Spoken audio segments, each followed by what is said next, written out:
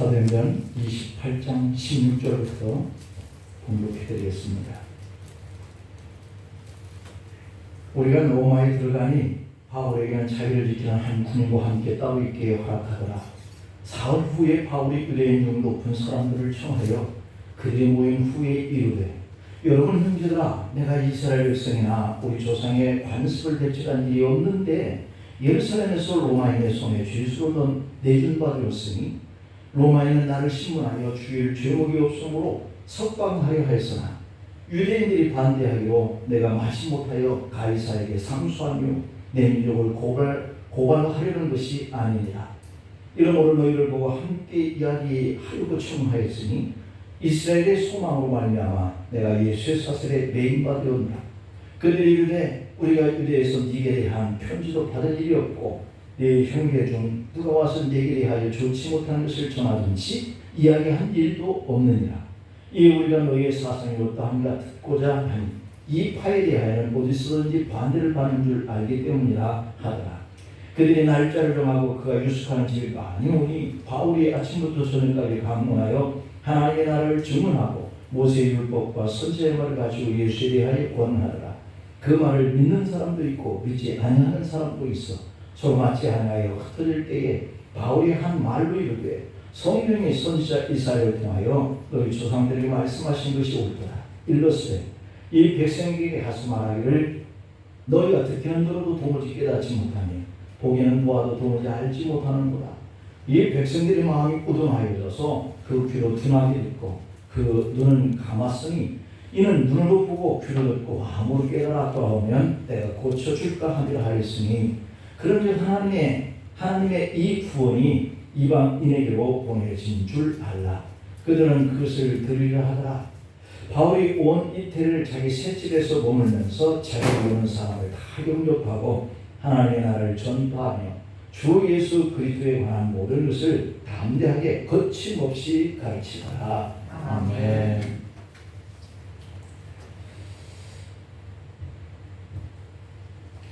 오늘 이 본문을 통해서 실망이 들수록 믿음으로 살자 하는 말씀으로 같이 은혜를 나누고자 합니다.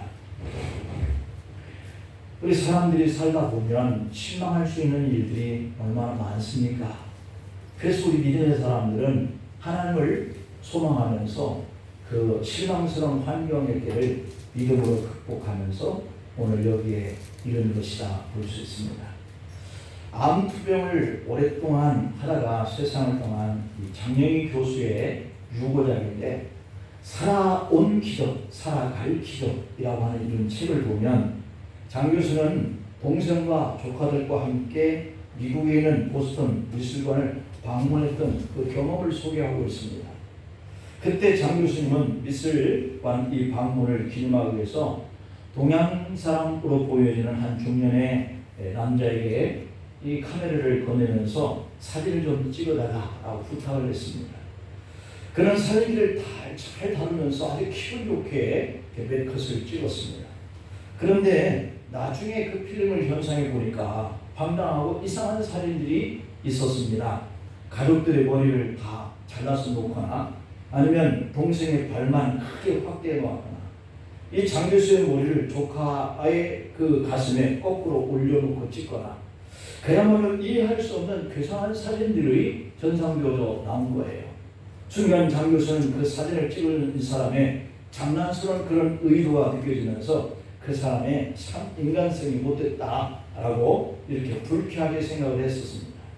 그런데 이 장 교수 곁에서 사진을 이렇게 보던 초등학교 1학년짜리 조카가 이렇게 말하더라는 거예요. 와, 이모, 이 사진들 짱 멋있어? 그때 그 미술관에서 본 이 추상화 같은 그러한 사진들이야. 그 아저씨가 우리 미술관 앞에서 찍으니까 이렇게 찍어준 거야 하면서 너무 기뻐하는 겁니다. 어처구니 없는 이 조카의 기뻐하는 모습을 보고 이 장 교수가 다시 사진을 들여다보니까 아닌 게 아니라 불쾌하게 만들어졌던 그 사진이 다시 정말 어디서든지 이렇게 작품처럼 보일 수 있는 그런 예술 사진처럼 느껴지더라는 거예요. 심지어 머리 없이 나란히 서 있는 이런 자신들의 모습은 너무도 재미있었고 거꾸로 박혀있는 이 자신의 얼굴은 샤갈의 그림처럼 보이기까지 했다라고 하는 겁니다. 장 교수의 마음 안속에 관점의 변화가 일어났다라고 하는 거예요. 여러분, 오늘 우리들이 실망될수록 우리가 믿음으로 살자라고 하는 것은 관점의 변화입니다. 우리 성도들이 실망스러운 환경을 보고도 주님을 붙드는 믿음으로 이 실망스러운 환경을 이겨서 극복해서 나가야 되겠다라고 하는 점을 발견한다면 이게 관점의 변화거든요. 분명히 환경은 실망스러운데 내가 믿음으로 주님을 보니 주님께서는 여기에 우리를 망하게 하지는 않을 거야 라고 하는 이 관점으로, 그렇다면 이 실망스러운 환경은 왜 왔을까 라고 하는 그 관점의 변화, 믿음으로 들여다보는 이런 시각, 이것이 우리를 하나님께로 나아갈 수 있게 만들어준다라고 하는 거예요. 여러분, 그렇습니다. 우리 인생을 살다 보면 정말 중요한 상황이 아니라 그 상황을 보는 이 관점이 더 중요하다라고 하는 것을 우리에게 깨닫게 해주고 있어요. 처음 기대했던 것이 무너지고 내가 원했던 대로 되는 일이 아니라 다른 각도 속에서 다른 방향으로 일이 진행될 때에도 이제는 내가 막다른 골목이구나 라고 생각을 할 때에도 아무것도 할 수 없는 그런 막막한 상황이라 생각했던 그것이 오히려 전화위복이어서 더 좋은 결과를 가져오게 되어지는 이런 때를 우리가 얼마든지 만날 수 있다라고 하는 사실이에요. 그래서 우리는 매사에 부딪히는 이 실망스러운 환경을 접할 때마다 이번 한 주간도 우리 마음을 좀 관점을 달리 생각해보자 하는 겁니다. 오늘 본문은 보통 사람과 전혀 다른 이런 관점을 가지고 자신의 상황을 뭔가 긍정적으로 바라보는 바울의 모습이 담겨져 있어요. 오늘 본문을 보신 것처럼 내용은 로마에 들어간 이 바울의 사역에 대한 내용입니다. 사실 이 바로 앞부분 속에 이 로마에 들어가기까지의 그 배를 타고 섬에 들어가서 살았다 할 때 독사의 병에 물려서 그 사람 원주민들이 언제 죽나? 곧 죽겠지라고 바라봤는데 그 나뭇잎 속에 석여져 있던 뱀이 불 속에 숲을 던지면서 뜨거운 그 기운에 바울을 물어버렸는데 사람들은 저 사람은 틀림없이 살인죄를 지은 사람일 거야. 그러니 그가 물에서는 겨우 살아서 나왔어도 이 육지에서 죽음을 당할 수밖에 없지 라고 하는 이런 관점으로 그들이 바라봤는데, 그런데 바울은 놀랍게도 그들이 이제 죽나? 언제쯤 죽지? 라고 바라볼 때 끄떡없이 살아있는 거예요. 그러니 저 사람들이 그 관점을 돌려 생각합니다. 저 사람은 살인죄를 지은 사람이 아니라 저 사람은 신이다 보다.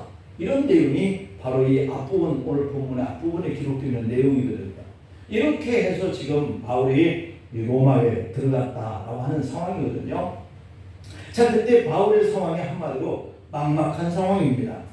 복음을 전하기 위해서 드디어 로마에 들어가긴 했는데 전혀 복음을 전할 수 없는 이런 상황에 직면하는 거예요. 여전히 주 예수의 은혜는 벗겨지지 않았고 다시 감옥에 갇히고 말았기 때문이죠. 이때 바울의 심정은 과연 어땠을까?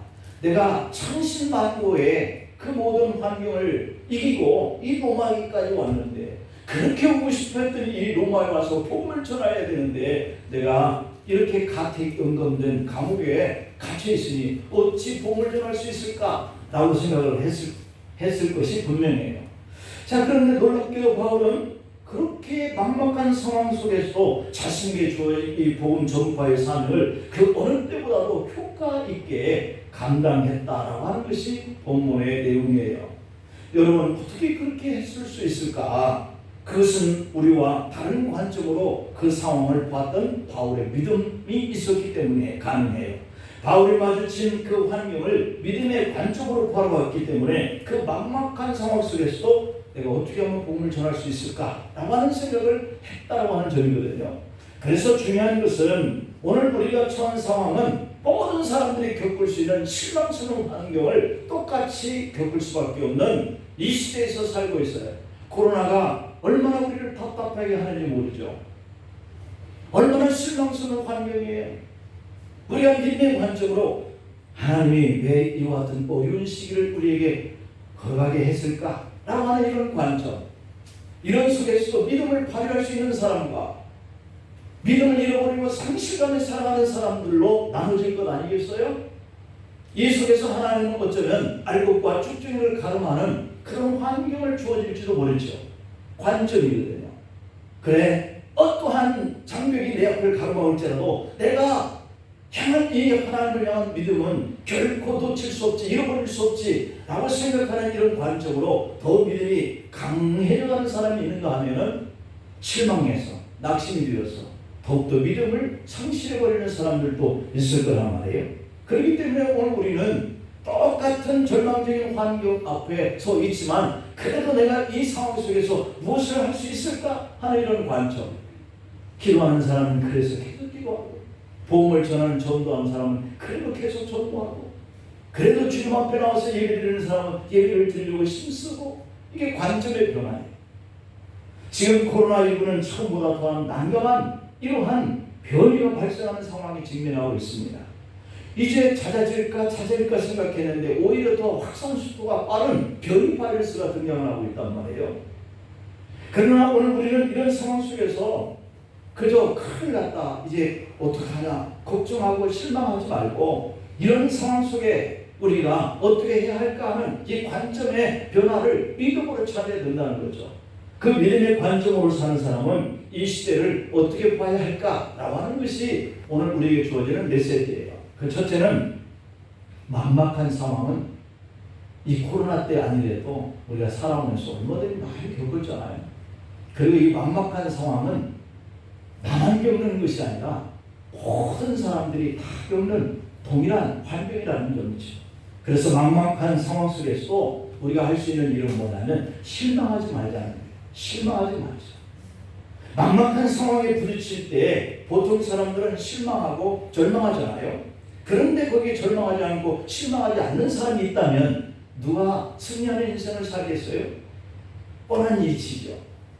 마침내 불평과 원망하기 시작하는 사람, 이 사람은 목적을 이룰 수가 없는 사람이 되겠죠. 바울이 이렇게 같은 임금이 되어서 밖에 나가서 복음을 전할 수 없는 이런 위치에 있을 때 그는 실망만 해버렸다면 오늘 이 본문과 같은 사건을 이뤄낼 수 없었을 거예요. 바울도 마찬가지입니다. 우리 같은 인간이잖아요. 실망스러운 환경을 겪으면 실망할 수 있는 그런 사람이에요. 오늘 보면 16절을 볼까요? 우리가 로마에 들어가서 바울에게는 자기를 지키는 한 군인과 함께 따로 있게 허락하였더라 라고 되어 있어요. 이때 바울은 자기를 지키는 한 군인과 같이 있게 됐다라고 하는 거죠. 다시 말하면 바울은 죄수의 무명이 풀려지지 않은 채 가택 연금 상태에 군인이 자기를 지키는 이러한 상태 속에 놓여 있었다는 거죠. 이때 바울의 환경이 참 막막했을 겁니다. 이 막막함을 넘어서서 낙심과 실망스러움이 컸을 거예요. 그렇게 로마에 오고 싶었던 이 복음 증거하기 위해서 왔는 이 로마에 오기는 했는데 가택연금이라니 참 기가 막힌 노릇입니다. 도착하자마자 죄수로서 가택연금 상태가 된 거죠. 감옥에 갇힌 상태 속에서 내가 뭘 할 수 있을까라고 하는 이러한 생각을 할 때 이 바울은 실망과 낙담이 컸을 겁니다. 찰스 스탠리라고 하는 크리스천 감정 수업이라고 하는 책에 보면 감정에는 강력한 힘이 있다 이렇게 얘기해요. 감정에는 강력한 힘이 있다. 우리가 요즘에 TV를 보면 많은 그런 노래하는 사람들이 우리 K 뭐 해가지고 요즘에 또 뭘 하더라고요. 그런처럼 많은 그런 아이들이 나와서 이렇게 발표를 하면서 이 마스터들이 심사를 하고 있는 이 모습을 보면 그들이 보는 게 있더라고요. 감정. 얼마나 그 감정을 저들이 발휘해서 우리 마음을 움직여주느냐 이거에 초점 맞춰요. 노래는 다 똑같이 하고 춤도 다 똑같이 추는 것 같은데 뭔가 그들이 표현하는 감정이 달라요. 그래 그 팀이 이겨요. 이런 걸 보면서 이 찰스 스탠리가 크리스천이라고 하는 이 감정 수업이라고 하는 이 책에서 감정에는 강력한 힘이 있다. 이 사실을 부정할 사람은 아무도 없다. 눈으로 보고 만질 수는 없지만 우리의 감정에 강력한 힘에 끊임없이 영향을 받으며 그 위력에 휘말린다 그랬어요. 감정이라는 게 많잖아요. 웃고 기뻐하고 긍정적으로 괜찮아. 또 다시 하면 되지. 라고 생각하는 이런 감정을 표현하는 사람 곁에 있으면 나도 뭔가 금방 괜찮은 것 같아. 하는데 큰일 났다. 어떻게 할 수 있겠냐? 우리는 다 망했지. 뭘 해볼 수 있겠냐? 지금의 위치에서. 이렇게 생각하는 사람 옆에 있으면 아무것도 할 수 없는 이런 감정이 이입이 되어지는 거예요. 그래서 이 감정이라는 게 그렇게 강력한 힘이 있는 거거든요.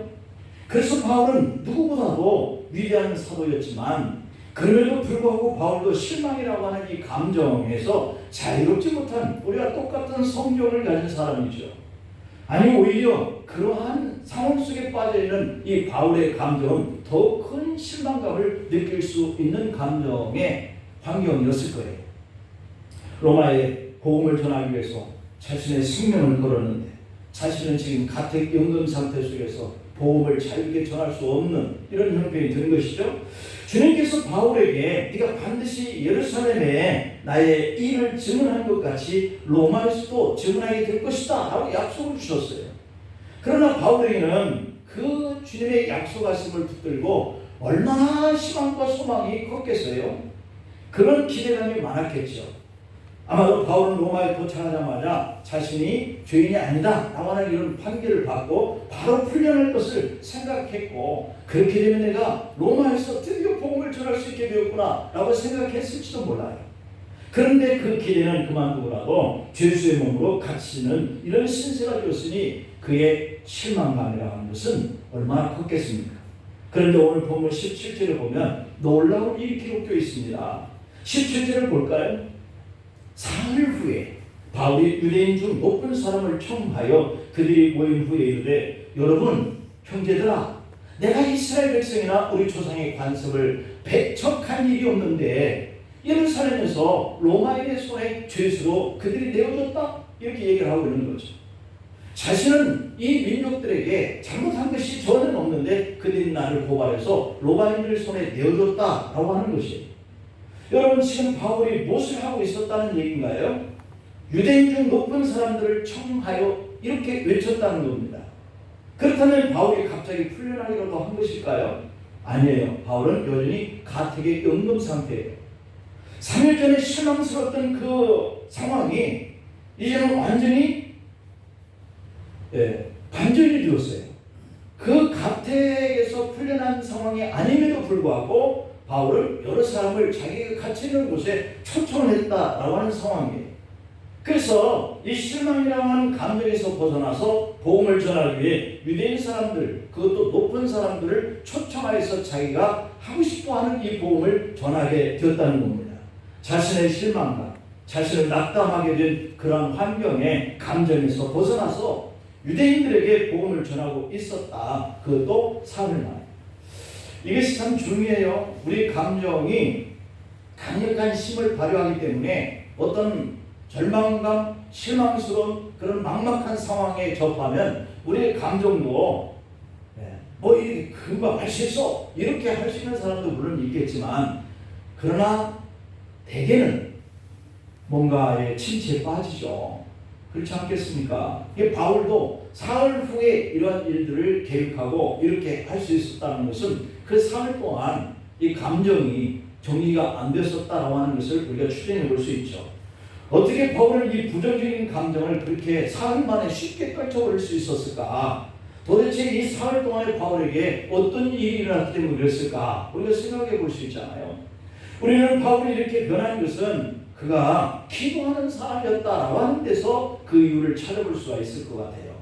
사도행전 16장에 23절부터 26절을 보면 많이 친 후에 옥에 가두고 간수에게 명하여 든든히 지켜라 라고 하니 그가 이러한 명령을 받아 그들을 깊은 옥에 가두고 그 발을 착고에 든든히 채웠더니 한밤중에 바울과 실라가 기도하고 하나님을 찬양하며 죄수들이 듣더라 라고 이렇게 되어 있습니다. 이들이 지금 감옥에, 똑같은 로마 감옥에 갇혀있는 때나 바로 이때에 갇혀있는 이 감옥의 현실감이나 똑같이 감옥에 갇혀져 있어요. 그러니 그들이 이러한 감옥에 갇혀있을 때 바울과 실라가 하나님께 기도하고 하나님을 찬양했다. 그랬더니 놀라운 일이 일어나요. 갑자기 큰 지진이 나서 옥토가 움직이고 문이 다 열리면서 모든 사람의 매일 것들이 다 풀려졌다라고 이렇게 되어 있습니다. 바울은 복음을 전하다가 실망과 낙담되는 이 환경을 한두 번 만난 게 아니죠. 바울은 그렇게 낙심과 실망스러운 환경을 만날 때마다 이렇게 기도하는 사람이니까 기도하고 하나님께 찬양을 드리는 이런 믿음의 사람이었다. 그래서 실망스러운 일을 만나면 믿음을 가지고 우리가 사는 이러한 감정을 발휘해야 되죠. 그래야 우리가 벗어날 수 있다는 것이죠. 기도의 사람은 이런 실망적인 환경 속에서도 그 관점을 바꿔서 생각하는 거예요. 그리고 그 뜻을 찾기 위해서 기도하는 것이죠. 이러한 눈을 우리가 가져야 할 줄로 믿습니다. 빌립보서 1장의 3절 4절 말씀을 보면 내가 너희를 생각할 때마다 나의 하나님께 감사하며 간구할 때마다 너희 무리를 위하여 기쁨을 항상 간구함은 이라고 되어 있습니다. 에베소 1장의 16절에서도 보면 내가 기도할 때에 기억하며 너희로 말미암아 감사하기를 그치지 아니하였다라고 되어 있습니다. 바울은 에베소 교우들을 기도할 때마다 그들을 기억했어요. 바울은 로마 감옥에서 쓴 편지가 그것을 증언하고 있는데 그가 기도의 사람이었다라고 하는 것을 증언합니다. 바울은 실망스러운 환경 속에서 낙심하지 않고 자기가 실망스러운 일을 막 당했을 때 그 감정의 포로가 되지 않고 오히려 그것을 바꾸는 관점을 바꾸는 기도로 그 실망스러움을 딛고 일어났다는 겁니다. 바울은 아무리 막막한 상황을 만났을지라도 희망을 가지고 주님 앞에 기도하면서 다시 그 사명을 감당해냈다라고 하는 겁니다. 그 힘이라고 하는 것은 하나님 앞에 엎드려서 기도할 수 있는 사람이기 때문에 가능해요. 우리는 기도하면서도 낙심하고 기도하면서도 원망하고 불평하고 이럴 때가 참 많아요. 근데 우리가 이렇게 바울처럼 믿음을 발휘할 필요가 있어요.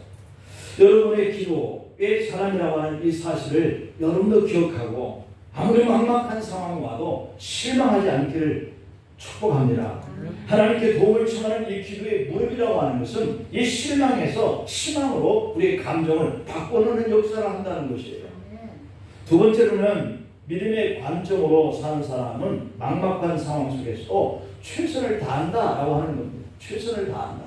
실망스러운 일을 만났을 때도 믿음의 사람은 최선을 다한다라고 하는 겁니다. 막막한 상황, 실망스러운 상황 그 안에서 우리가 최선을 다하기는 극히 어렵지만 우리 믿음의 사람은 그렇게 해야 된다는 거예요. 탈무드에 그러한 동화가 있잖아요. 세 마리의 개구리가 신나게 놀다가 그만 우유통에 빠지는 신세가 되죠. 첫 번째 개구리는 나가려고 노력은 하지 않고 살려달라고 기도만 하다가 우유통 속에 빠져 죽습니다. 두 번째 개구리도 그것을 보더니 쟤도 죽었는데 우리도 머지않아서 죽을 거야. 걱정만 하다가 낙담만 하다가 자기를 포기하고 죽습니다. 그러니까 첫 번째의 이 개구리는 그냥 신세 타령만 하고 원망만 하다 죽는데 그것을 본 이 두 번째 개구리도 우리도 틀림없이 저렇게 죽을 거야 하다가 죽은 거예요. 그리고 세 번째 개구리는 첫 번째 개구리와 두 번째 개구리와는 달랐습니다. 포기하지 않고 언젠가는 내가 이 우유통 속에서 나갈 수 있을 거야 하는 이런 생각을 가지고 계속 우유통 속에서 수영합니다. 헤엄을 치는 거예요. 움직이는 거예요. 최선을 다하는 거잖아요. 나갈 수는 없는데 나갈 수 있을 것이다 기대감을 가지고 계속 움직이는 거예요. 그랬더니 밤이 지나고 아침이 밝아오는 무렵에 헤엄을 치던 개구리의 발에 뭔가 걸리는 게 있는 거예요. 드디어 이 우유가 굳어가기 시작하는 거죠. 그래서 끊임없이 헤엄을 친 개구리가 굳어가기 시작하고 오토 형태로 되어 가고 있는 이 젖음을 딛고 나오게 되었다라고 하는 이 동화적인 얘기입니다. 그냥 웃을 수 있는 그런 이야기가 한 토막이지만 여기서 우리에게 주어지는 메시지가 강해요. 어려움을 만날 때, 실망스럽게 앞길이 답답해서 막혀있을 때 두 손 다 놓으면 안 된다는 거예요.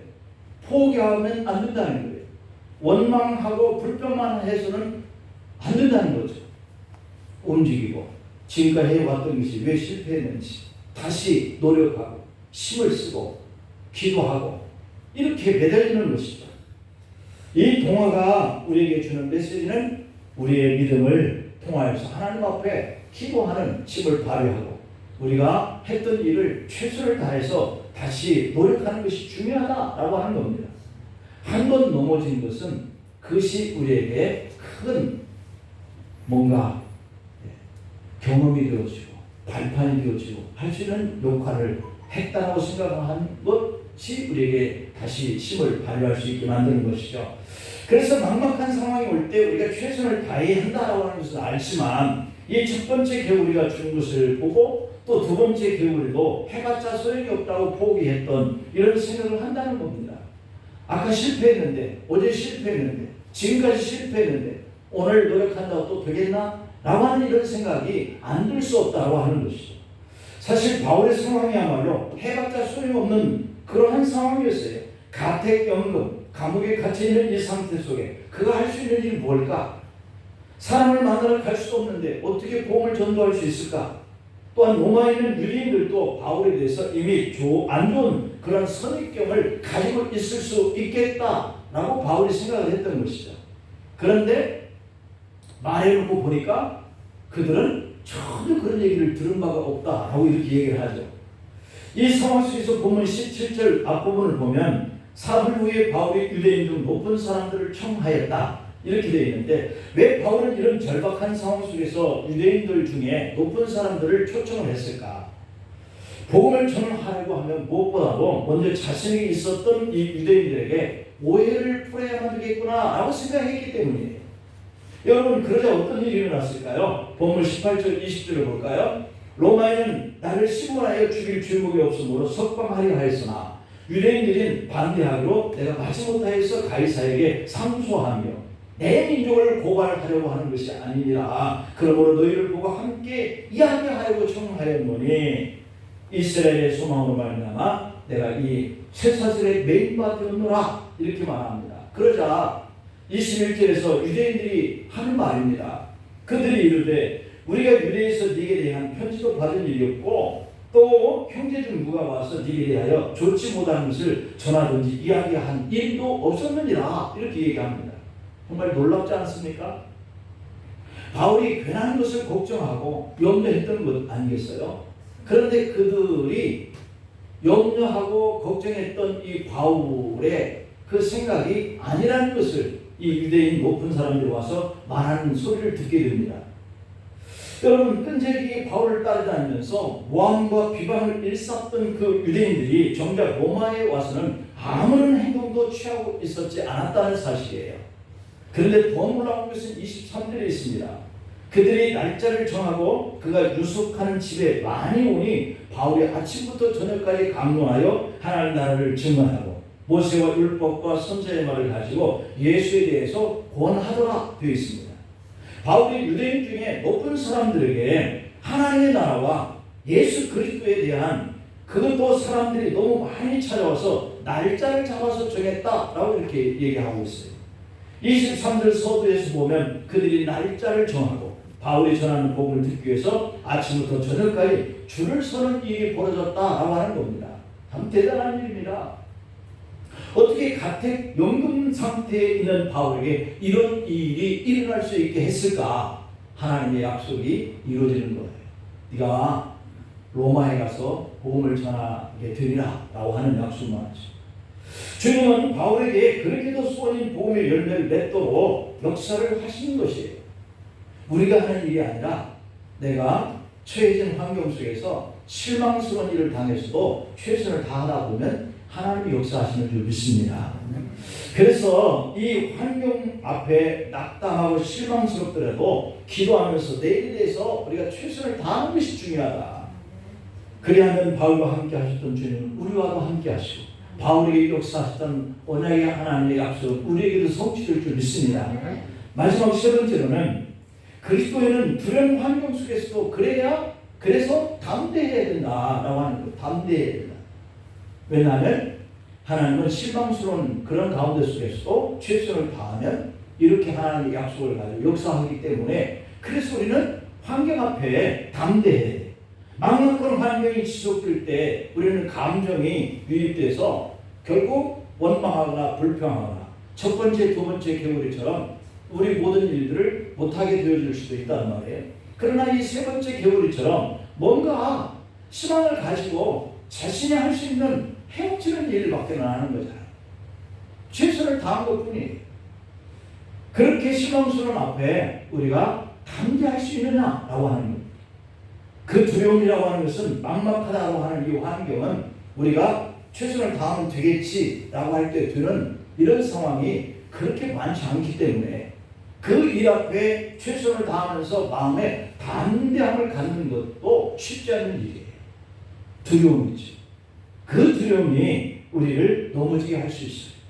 두렵다고 생각하는 그 환경은 그 사람이 하는 모든 일을 할 수 없다고 생각하게 만들어요.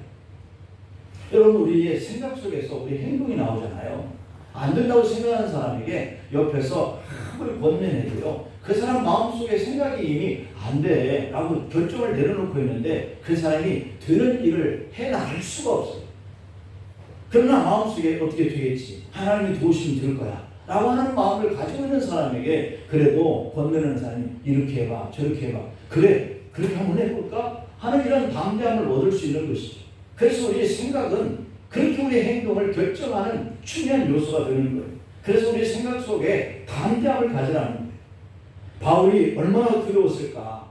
바울은 로마에 도착하면 자신의 억울함이 풀려지고 그렇게 소원이든 복음을 전할 수 있을 것이라고 생각을 했는데 오히려 죄수라고 하는 이 환경이 바뀌어지지 않고 감옥에 들어가게 된 것이죠. 이러다가 어느 날 내가 생명을 잃을 수도 있다, 이 두려움이 밀려왔을 거예요. 그런 가운데 속에서 용기를 발휘하면서 복음을 전하기 위해서 유대인 높은 사람들을 초청한다 라고 하는 이런 결정을 행동하기까지 그가 얼마나 많은 망설임이 있었던 가운데에 이런 결정을 했을까요? 그래도 바울이 담대함을 가졌기 때문에 가능한 거죠. 오늘 보면 24절 25절에 보면 그 말을 믿는 사람도 있고 믿지 아니하는 사람도 있어. 서로 맞지 아니해서 흩어질 때에 바울이 한 말로 이르되 성령이 선지자 이스라엘을 통해서 너희 조상들에게 말씀하신 것이 옳다, 이렇게 바울이 말하고 있습니다. 바울은 자신이 할 수 있는 일을 최선을 다해서 한 거예요. 그럼에도 불구하고 그들이 믿는 사람도 있고 믿지 않는 사람도 있으니까 바울이 이 이사야 선지자가 했던 말을 생각해내는 거예요. 그래, 복음은 나는 전할 뿐이지. 그러나 복음을 듣고 믿는 사람은 믿는 사람대로, 안 믿는 사람은 안 믿는 사람대로 하나님이 그들에게 주시는 이러한 결정에 따라서 결국 그렇게 되는 것이구나, 이렇게 표현을 하고 있어요. 여기서 우리가 택한 자와 유기된 자를 생각하지 아니할 수가 없죠. 바울을 만나기 위해서 수많은 유대인들이 찾아와서 그의 강론을 들었지만 대부분의 사람들은 복음을 받아들이지 않았다라고 하는 겁니다. 그래요, 오늘 우리들이 최선을 다하고 담력을 가지고 복음을 전해도 이 복음을 받는 사람들이 그 복음을 듣고 나도 교회 한번 나가볼까? 나도 예수님을 좀 믿어볼까? 라고 결정하는 사람보다는 그렇지 않고 던져버리는 사람들이 더 많다, 이런 얘기잖아요. 그래서 바울은 안타까운 심정으로 26절에서 이렇게 말합니다. 이르렀을 때 이 백성에게 가서 말하기를 너희가 듣기는 들어도 도무지 깨닫지 못하며 보기는 보아도 도무지 알지 못하는도다 라고 말하고 있습니다. 얼마나 그들이 복음을 듣지 않았으면 바울이 이렇게 안타깝게 말을 했을까. 언제까지 복음을 전할 수 있는 시간이 주어질지 알지 못하는 그런 상황 속에서도 그가 이러한 복음을 증거하고 있는데 이 절박한 이런 상황 속에서 전하는 이 말이 저들을 현혹하기 위해서, 거짓된 것들을 전하기 위해서 그렇게 하지는 없지 않겠어요? 이때 바울이 그래서 마음이 아팠습니다. 매우 조급함과 함께 두려움이 있는 가운데 속에서도 이 복음을 전했기 때문이죠. 하지만 성경은 믿는 사람 바울의 그 초조함과 그 두려움으로 인해서 마음이 무너졌다, 이렇게 기록하고 있지 않습니다.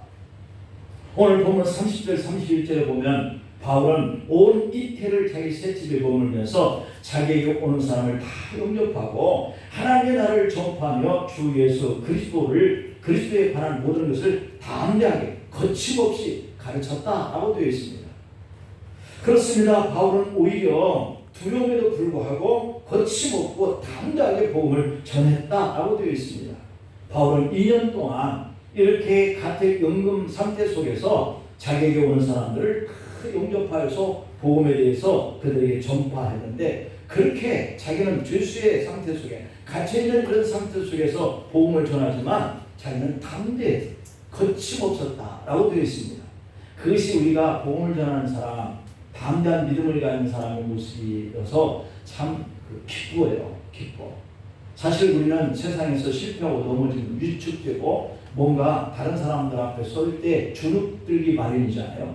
그러나 우리 믿음의 사람들은 세상에 믿지 않는 사람들에게 복음을 전하는 그 대상들이 훨씬 더 넉넉하고 풍족하고 더욱더 권세도 있고 명도 있는 사람들일지라도 우리가 그 앞에서 예수 믿으자 천국 갑니다 라고 외칠 수 있으니까 이게 바로 담대함이고 거침이 없는 이런 행동이거든요. 우리가 이렇게 살아가야 할 줄 믿습니다. 바울이 로마 감옥에서 쓴 옥중 서신들 보면 에베소서, 빌립보서, 골로새서, 빌레몬서 이런 서신들과 특히 빌립보서 4장 22절에 보면 모든 성도들이 너에게 문안한다. 특히 가이사의 집 사람들 중 몇이니라 이렇게 되어 있는데 이 로마 감옥에 투옥된 상태 속에서 쓴 이 빌립보서에 이 바울은 그때 예수를 주와 그리스도에 믿은 가이사의 집을 언급하고 있지요. 이 가이사의 집은 로마를 다스리는 황제의 그 칭호지 않습니까? 그렇다면 이 가이사의 집은 바로 바울을 지키던 친위대들과 로마의 황제의 친척들을 말해요. 다시 말하면 로마에서 힘을 가지고 있는 사람, 그들에게 두려워하지 않고 거침없이 담대하게 복음을 전하는 이 바울을 통해서 믿게 된 사람들을 말하고 있는 거죠. 그리고 역사는 그들을 통해서 바울이 로마에 들어간 지 불과 260년이 지나기도 전에 기독교 국가로 바꾸어 버렸다는 사실입니다. 그러니까 내가 당대에 담대함을 가지고 믿음으로 복음을 전하는 이 일을 통해서 그들이 관점이 세상의 관점에서 하나님의 관점으로 바꾸지 않더라도 언젠가는 그런 일이 일어나는 것을 믿으시길 바랍니다. 더 놀라운 것은 그때 옥중에서 기록한 이 서신들을 통해서 지금도 복음의 역사는 우리에게까지도 계속 전파되고 있다는 사실이에요. 아무것도 할 수 없는 그 막막한 그 실망감, 낙심, 그런 막막한 이런 상황의 속에서 그렇게 주눅들 수 있는 이런 바울의 감정이 오히려 담대하게 거침없이 이렇게 복음을 전하면서 그 용기, 그 최선, 이것이 그렇게 역사를 바꿔놨다는 것이죠. 이처럼 유대인의 높은 사람들을 불러들여서 옥중에서도 복음을 전하고 로마를 바꾼 이 바울의 역사가 오늘 지금 우리가 코로나19의 시대를 맞이해서 정말 우리가 막막하고 실망스러운 이런 환경이잖아요. 이렇게 우리를 두렵게 하거나 위축되게 만들어가는 이러한 모든 것으로 인해서 우리가 힘들지만 그것을 바라보는 이 관점을 우리가 바꿔보자는 겁니다. 지금의 환경은 분명히 낙담되고 실망스럽겠지만 우리도 바울처럼 주님을 바라보고 우리가 최선의 노력을 다하면서 담대하게 이렇게 살아가면 우리도 될 줄로 믿습니다. 지금 우리가 할 수 있는 방법은 최선을 다하는 것뿐이에요. 우리도 주님께 나와 기도하고 또 할 수 있는 방법이 뭔가 생각하면서 최선을 다하고 그래도 주눅들지 말고 용기를 가지고 해보는 것, 여기에 우리의 나갈 길이 열린다. 이런 사람에게 하나님이 역사를 해주신다라고 하는 이 사실을 기억하면서 도저히 생각할 수 없는 이러한 방법을 바울이 생각해내서 가택된 자신에게 높은 사람들이 와서 복음을 들을 수 있는 이러한 일의 역사가 일어났던 것처럼 여러분들의 실망과 낙담케 하는 이 좌절의 환경 앞에 여러분들 실망스러운 감정을 가지고 여러분도 죽고 여러분들을 바라보는 사람도 죽게 만들지 말고 우리가 주님을 믿는 사람이고 더욱더 기도하면서 하나님이 이러한 최선을 다하고 기도할 때 놀랍게 역사할 거야 하는 이러한 믿음을 가지고 관점을 바꿔서 한 주 동안도 승리해내시기를 축복합니다. 기도하시겠습니다. 하나님 아버지 감사합니다. 저희들도 바울처럼 담대하게 거침없이 믿음으로 이 실망스러운 환경들을 살아내기를 간절히 소망합니다. 우리도 바울처럼 최선을 다하고 해봤자 소용이 없어라고 하는 이 패배의식과 두려움 속에 빠지지 않게 하여 주옵소서.